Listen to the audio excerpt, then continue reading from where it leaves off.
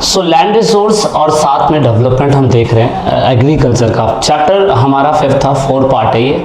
हमने बहुत सारी फसलें पढ़ी थी और अब हम उसके आगे कंटिन्यू कर रहे हैं। वीडियो का लास्ट पार्ट है। ईपी फैमिली पे टेलीग्राम पे नहीं जुड़े हैं तो ज़रूर जुड़िएगा नोट्स के लिए, और साथ में आप हमारे साथ ई पाठशाला टेलीग्राम अकाउंट पे जुड़ सकते हैं। फसलें बहुत सारी है, सारा क्लास 12th के अंदर स्टडी इतना ज़्यादा नहीं करवाया जाता है, लेकिन कोशिश कराई जाती है कि 12th क्लास का बच्चा इतना अवेयर हो जाए कि जब वो आगे कॉम्पिटिशन लेवल की चीज़ें पढ़े तो उसके दिमाग में ये गोल सेट रहे कि हाँ भाई उसने ये चीज़ें पढ़ी हुई हैं और ये चीज़ें सर के ऊपर से नहीं जा रही है। तो इसीलिए मैं मेन फसलें करवा रहा हूँ जो टेक्स्ट बुक के अंदर है।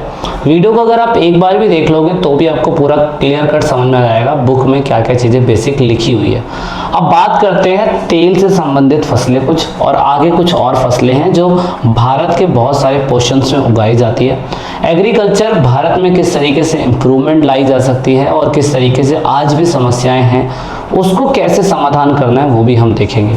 ऑयल सीड की अगर बात करें तो ये वो फसलें हैं जिससे ज़्यादातर हमें ऑयल मिलता है, यानी कि तेल तो भाई ज़रूरी है, चाहे वो खाना बनाने के लिए हो चाहे वो किसी और चीज़ के इस्तेमाल करने के लिए हो। अब यहाँ पे आप ऑयल अगर देखें तो oil seed growing region of India, this crop together occupy about 14% of total crop on the area of country। मतलब भारत में अगर 100% में से 85% अगर एग्रीकल्चर ही होता है तो उसमें से 14% सिर्फ और सिर्फ तेल की फसलों के अंदर लगाया जाता है। उसमें से मस्टर्ड ऑयल, सोयाबीन और सनफ्लावर जैसी फसलें जिनसे हम ऑयल लेते हैं तो ये बहुत बड़ी मात्रा में है।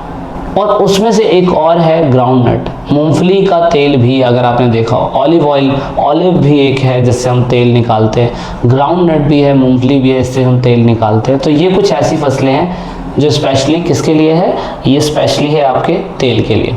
तो भारत के अंदर विश्व का 17% उत्पादन ग्राउंड नट का हमारे इंडिया के अंदर होता है। रेन फीडेड खरीफ क्रॉप्स है, ड्राई लैंड के अंदर उगाई जा सकती है, ज़्यादा पानी की ज़रूरत नहीं पड़ती है, पानी आप 1 और 2 सिंचाई करोगे तो आपका फसल तैयार हो जाता है। अब भारत में जितनी फसलें उगती है उसका 3.6% ये है, लेकिन प्रोडक्शन अगर बात करें तो सारे प्रोडक्शन में से 17% इसका प्रोडक्शन होता है। अब यहाँ पे ग्राउंड नट जो है ऑफ कोर्स ये ज़्यादातर तमिलनाडु और जहाँ पे कम वर्षा वाले इलाके हैं, जहाँ पे ज़्यादा पानी की ज़रूरत नहीं पड़ती है, वहाँ पे इसकी खेती काफ़ी अच्छी तरीके से करी जाती है। ज़्यादातर साउथ के इलाकों के अंदर इसको देखा जाता है। सरसों की खेती की बात करें तो पूरा का पूरा मैं कह सकता हूँ कि सब ट्रॉपिकल इलाके जहाँ पे ठंडा मौसम होता है तो पूरे विश्व के अंदर सरसों की खेती आप कर सकते हैं। लेकिन अगर हम बात करें ये रबी क्रॉप्स है, रबी के मौसम में उगाई जाती है, राबी के मौसम में उगाई जाती है। Of course they are force sensitive crops and their yield fluctuate from year to year.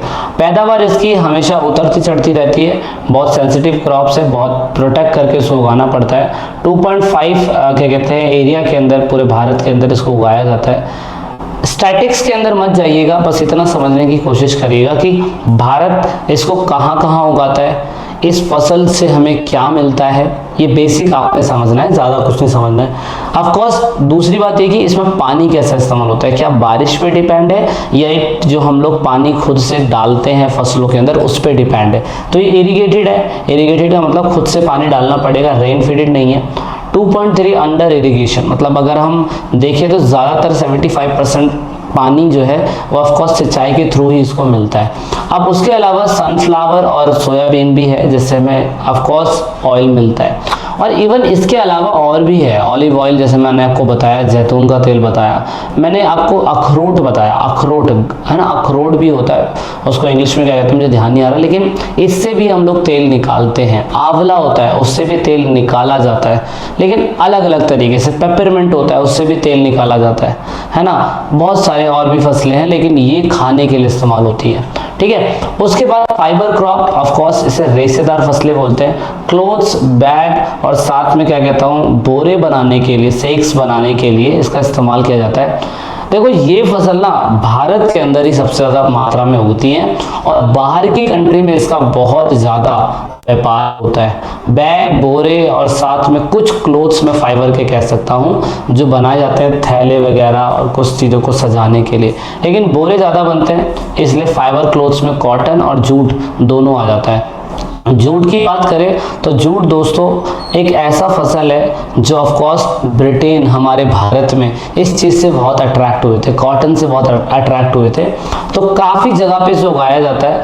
Of course इसके लिए सबसे इंपॉर्टेंट है ब्लैक सॉइल का होना। इसलिए आप देखोगे कि गांधी जी ने जो चरखा चलाने का आंदोलन चलाया था गुजरात से शुरू करा था, क्योंकि गुजरात के अंदर पूरी की पूरी ब्लैक सॉइल हमें देखने को मिलती है। ये black soil of course cotton की खेती के लिए बहुत ज़्यादा इंपॉर्टेंट होती है।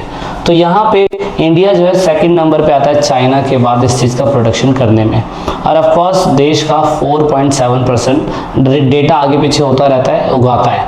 उसके बाद जूट की बात करते हैं। जूट ऑफ कोर्स जूट बहुत कम इस्तेमाल होता है। ऑफ कोर्स ऐसी चीज़ें आप देख सकते हो बनाने के लिए इस्तेमाल इसका किया जाता है। ऐसा नहीं कि ये फसल बंद कर देंगे हम कभी नहीं बंद कर सकते। ये वेस्ट बंगाल के अंदर ज़्यादा उगाया जाता है क्योंकि वहाँ पे उस तरीके का क्लाइमेटिक कंडीशन है। भारत में 1/3% पूरे वर्ल्ड का जूट भारत में उगाया जाता है। तो आप कह सकते हो कि भारत जो है जूट के एक्सपोर्ट के लिए बहुत ज़्यादा इंपॉर्टेंट माना जाता है। अच्छा, 0.5% इसका फसल है, यानी कि बहुत नामात्र इसको देखने को मिलता है।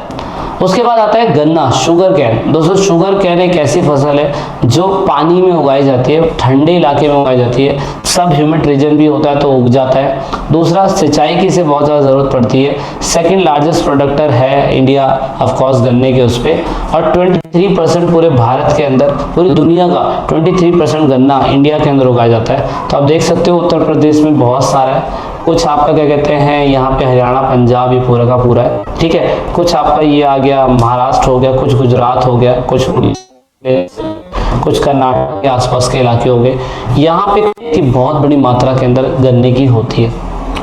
कुल फसलों का पूरे विश्व का, पूरे देश का 2.4% भारत में उगाया जाता है। अब चाय भी एक ऐसी चीज है जो चाय आविष्कार तो मैं कह सकता हूँ कि किसी ने नहीं करा। सबसे पहले चाइना के अंदर बनी होगी चाय, लेकिन जब ब्रिटिशर्स हमारे इंडिया में आए और असम जैसे इलाके के अंदर जब ये लोग रहने लग गए, तो उसके बाद ब्रिटिशर्स ने पूरी तरीके से क्या करा, चाय की खेती एक प्लांटेशन क्रॉप थी उसको उगाना चालू करवाया, और बहुत जगह से हमारे गुलामों को स्लेव बना के, हमारे मजदूरों को स्लेव बना के वो उनसे ज़बरदस्ती वहाँ पे काम करवाते थे। तो ये प्लांटेशन क्रॉप है। ऑफ कोर्स इस क्रॉप का सबसे इंपॉर्टेंट चीज़ कि आप चाय पीते हो तो इसमें कैफीन नाम की एक चीज़ होती है जो आपको बहुत तेज़ी से एक्साइटमेंट लेवल पे लेके चली जाती है, आपके दिमाग को खोल देती है। ऐसा नहीं कि सिर्फ प्लेन सरफेस पे उगाया जा सकता है, इसे हिली एरिया पे ही उगाया जाता है क्योंकि वहाँ की मिट्टी और वहाँ का टेम्परेचर इसके लिए काफ़ी ज़्यादा इंपॉर्टेंट है। इसको बहुत बड़ी रेन की ज़रूरत पड़ती है, बहुत हैवी रेन की ज़रूरत पड़ती है, इसलिए नॉर्थ ईस्ट की कंट्रियों में इसे देखने को मिलता है। विश्व का 28% जो आपका टी है वो भारत में उगता है। तो आप देख सकते हो नॉर्थ ईस्ट ही पूरा का पूरा है। कुछ इधर का इलाका है साउथ का, कर्नाटका के आसपास का, लेकिन उतनी बड़ी मात्रा में नहीं है। श्रीलंका और चीन के बाद भारत तीसरे स्थान पे आता है चाय के प्रोडक्शन में। एक बार तो पहले स्थान पे नहीं आया, लेकिन सेकंड पे आया है भारत, तो बहुत बड़ी बात है। सभी फसलों का 53.2% है। कॉफ़ी दोस्तों एक ऑल्टरनेट ऑप्शन है चाय के कंपैरिजन में। दोस्तों चाय तो अपने आप में, चाय डेली भारत का जो नागरिक है या स्टूडेंट है या बच्चा है या टीचर है या कोई भी है, सुबह चाय तो पीता ही पीता है। तो चाय एक ऐसी चीज़ है जो आप कभी नहीं छोड़ सकते हो। तो इसीलिए छोड़ के सकते हो, मतलब लोग कहते हैं कि ठीक नहीं है, लेकिन इंडिया इतना यूज टू हो चुका है कि वो या तो चाय पिएगा या तो कॉफ़ी पिएगा। तो कॉफ़ी आप देख सकते हो इसका फसल कितना ज़्यादा है। डेट वेट पे जाने के लिए भी लोग कॉफ़ी का ही इस्तेमाल करते हैं, लोग चाय कम प्रेफर करते हैं, कॉफ़ी थोड़ा सा स्टैंडर्ड फील कराती है। इसीलिए कॉफ़ी जो है वो भी एक प्लांटेशन क्रॉप है, और इंडिया के अंदर 3.7% पूरे वर्ल्ड का कॉफ़ी का प्रोडक्शन इंडिया के अंदर होता है। ये कॉफ़ी के टाइप्स है, टाइप्स में से कौन सा कॉफ़ी के टाइप्स सबसे ज़्यादा आपको पसंद है या कौन सा ज़्यादा टेस्टी है, वो मुझे आप कमेंट ज़रूर करिएगा। कर्नाटका के अंदर इसका प्रोडक्शन काफ़ी ज़्यादा अच्छा होता है, लेकिन हम नॉर्थ ईस्ट में तो देखते हैं, वहाँ पे भी हमें देखने को मिलता है। दोस्तों ये सबसे ज़्यादा इंपॉर्टेंट चीज़ मैंने आपको ये सारी फसलें इसलिए बताई क्योंकि पेपर में कोई सी भी आ सकती है। आप इसका एक बॉक्स बनाइए, जैसे मैंने पिछली क्लास में आपको करवाया था वैसा आप बॉक्स बना के इसको देख सकते हैं। उसके बाद एग्रीकल्चर का डेवलपमेंट अगर हम देखें तो डेवलपमेंट हमारे भारत के अंदर आप देख सकते हैं कि जब भारत आज़ाद नहीं था, उसके आज़ादी के टाइम पीरियड में जब भारत आज़ाद नहीं था, तो उस टाइम पीरियड के अंदर कहीं ना कहीं हम ये देख सकते हैं कि पूरी तरीके से हमारी कंडीशन काफ़ी ज़्यादा ख़राब थी। बाद में जाके हम लोगों ने उसको काफ़ी अच्छा करने की शुरुआत करी थी, लेकिन आज़ादी के टाइम पीरियड पर, हमारा नेशन बिल्डिंग के टाइम पीरियड पे एग्रीकल्चर इतना ठीक नहीं था। हम लोग उस समय ब्रिटिश राज के अंडर में कह सकते हैं कि हम लोग बटे हुए थे और फसलों पे फोकस नहीं करा जा रहा था। एंटायर सोसाइटी इकोनॉमिक ग्रोथ की बात तो कर रही थी, लेकिन गरीबी से जूझ रही थी, और गरीबी से जूझ रही थी तो हमारे यहाँ पे भुखमरी, पैसे की कमी होना, फूड प्रोडक्शन का सही ना होना था। इसीलिए स्वतंत्रता के टाइम पीरियड पे हमारा आर्थिक विकास सही तरीके से नहीं था। इकोनॉमिक ग्रोथ पे हमें फोकस करना था, और साथ में हमें सोशल इकोनॉमिक जस्टिस की बात करनी थी, और साथ में हमें ये भी देखना था कि सरकार सही तरीके से डेवलपमेंट कर पाए। इसलिए एग्रीकल्चर पे सरकार का उतना गंभीर कदम नहीं गया जितना होना चाहिए था। लेकिन आप कह सकते हैं कि ग्रीन रेवोल्यूशन ने कहीं ना कहीं फूड क्रॉप्स को बढ़ाया, कैश क्रॉप्स को बढ़ाया, और क्रॉप्स की इंटेंसिटी यानी कि क्रॉप्स को बहुत तेज़ी से बढ़ाने की कोशिश करी। खेती काफ़ी ज़्यादा बढ़ी। खेती के अंदर व्यवस्थाएं जैसे कि सिंचाई के लिए, अच्छे किस्म के बीज के लिए, फर्टिलाइज़र के लिए, इन सब के लिए कहीं ना कहीं काफ़ी अच्छा सिस्टम हमें ग्रीन रेवोल्यूशन में देखने को मिला। इसी वजह से सरकार अब अलग अलग डिस्ट्रिक्ट जिलों के अंदर कोशिश करती है कि एक प्रोग्राम ऐसा चलाया जाए जहाँ पे किसानों को कम्युनिटी लेवल पे सिखाने की कोशिश करी जाए कि किस लेवल पे आप हाई लेवल पे आप इसका प्रोडक्शन करके फ़ायदा उठा सकते हैं। तो इसीलिए हमने कृषि उत्पादन पे और आउटपुट पे टेक्नोलॉजी का इस्तेमाल करना चालू करा, और टेक्नोलॉजी के अंदर हमने इरिगेशन एरिया पे काफ़ी कुछ खर्चा करा। HYV सीड्स बढ़ाए, हमने एडवांस मेथड जो टेक्नोलॉजी दूसरी कंट्री इस्तेमाल करती है एग्रीकल्चर के लिए, वो करना शुरू करा। हमने केमिकल फर्टिलाइज़र यानी कि जो कंजम्पशन होता है उसको बहुत तेज़ी से हम लोग करने लग गए, जिसकी वजह से प्रोडक्शन तो बढ़ा, पर ज़मीन की वैल्यू, ज़मीन की फर्टिलाइजेशन, ज़मीन की क्षमता गिरने लग गई।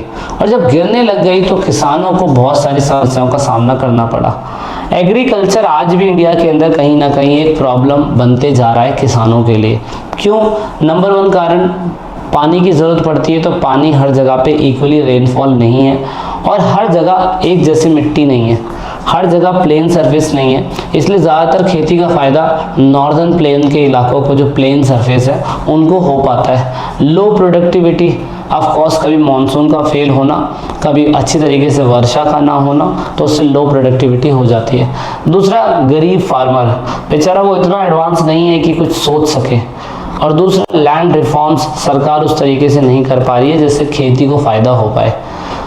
तीसरा, जो किसान बड़े लेवल का है तो वो पूरी तरीके से इसका कमर्शलाइजेशन कर देता है और ज़्यादा क्रॉप लेके ज़्यादा फ़ायदा ले लेता है। लेकिन जो बेचारे बहुत बड़े लेवल पे अनएम्प्लॉयड है, जो पूरी तरीके से खेती पे डिपेंड है, वो खेती के अलावा खेती को कुछ इम्प्रूव करने की सोचते भी हैं तो भी वो लोग नहीं कर पाते, है ना। दूसरा, जो इलाके खेती वाले थे उनकी कमी होती जा रही है। किसान आज भी अनपढ़ है, वो पुरानी टेक्निक से आज भी कहीं ना कहीं खेती कर रहा है, जबकि उसे एडवांस टेक्निक पे करना चाहिए। सरकार किसानों को लोन नहीं दे रही है सही तरीके से, सरकार उनके प्रोडक्शन में बढ़ाने में मदद नहीं कर रही है। ये सारी समस्याओं को अगर हम सॉल्व करें और सही तरीके से इसे इम्प्लीमेंट करने की कोशिश करें तो कहीं ना कहीं हमें इसका फ़ायदा हो सकता है। ठीक है, सो गाइज ये पूरा चैप्टर था। आई होप आपको चीज़ें समझ में आई होगी। वीडियो के अगले पार्ट में जल्दी मिलेंगे। This is it in this video. Chapter खत्म हो गया।